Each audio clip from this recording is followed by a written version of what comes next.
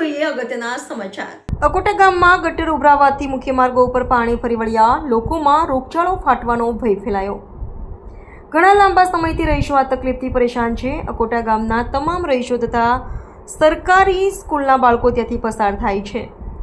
વારંવાર રજૂઆત કરવા છતાંય કોઈ પ્રકારનું કામ કરવામાં આવતું નથી, જેથી આજે વિસ્તારના રહીશો આજે ભેગા થયા। સાથે વડોદરા શહેર કોંગ્રેસના મહામંત્રી ચિરાગ શાહની આગેવાની હેઠળ તંત્ર પર આકરા પ્રહાર કર્યા। કોર્પોરેશન પર રહીશો તો વારંવાર રજૂઆત કરી છતાંય કોઈ નિકાલ થતો નથી।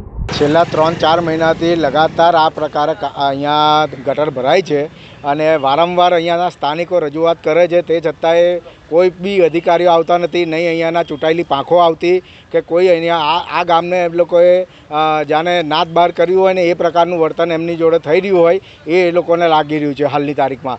અને અમારા દ્વારા પણ રજૂઆતો કરવામાં આવે છે। આજે આ જોઈ શકો છો આપ કે ગટરનું પાણી કેટલી હદ સુધી આખા ગામમાં ફેલાઈ જાય છે। અહીંયાના જે ઢાળ છે એટલે ઢાળના કારણે અહીંયા લગાતાર આ પાણી ભરેલું રહે છે।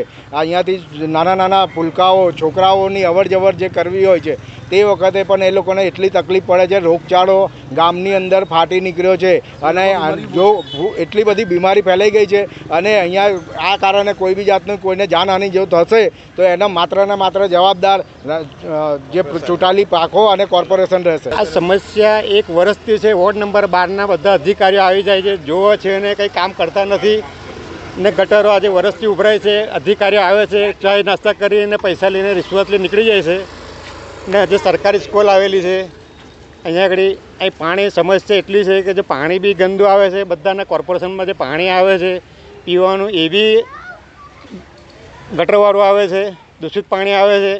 રજૂઆત કરવા છતાં બી કોઈ આવતું નથી, ખાડા કરીને નીકળી જાય છે। કોન્ટ્રાક્ટરનો આપે છે, કોન્ટ્રાક્ટર જવાબદારી લેવા તૈયાર નથી। અમારું કામ નથી, પેલાનું કામ છે, પેલાનું કામ છે, કંઈ કામનો વિકાસ કરતા નથી ને મોટી મોટી વાતો કરે છે। શું નામ તમારું?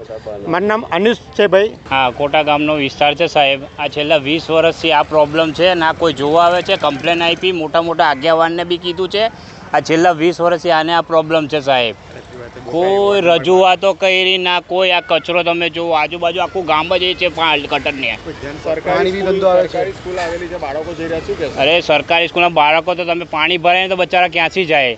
અમે એટલા ત્રાસી ગયા છે અકોટા ગામમાં આ વસ્તુથી। કેટલી રજૂઆતો કરી છે, ના કોઈ સાંભળવાવાળું છે, કોઈ આગેવાન બી કોઈ જોવા બી નથી આવતું। છેલ્લા 20 વર્ષથી આને આ પ્રોબ્લેમ છે સાહેબ। શું નામ તમારું? મારું ઇમ્તિયાઝ છે સાહેબ।